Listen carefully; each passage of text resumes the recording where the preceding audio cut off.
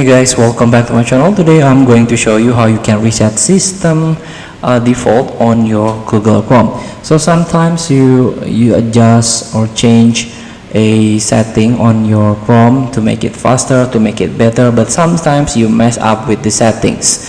So in order to go back into the normal mode, to the default mode, default settings, you can go to the settings by click three dots at the top corner of your screen and go to the settings.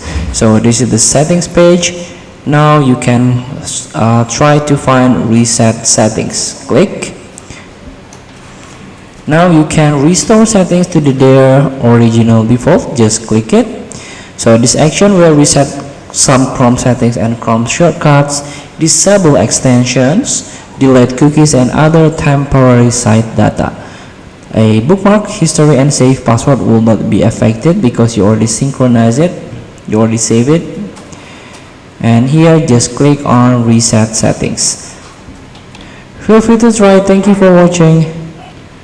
Don't forget to comment, like and subscribe, and so click the button below. See you in the next video.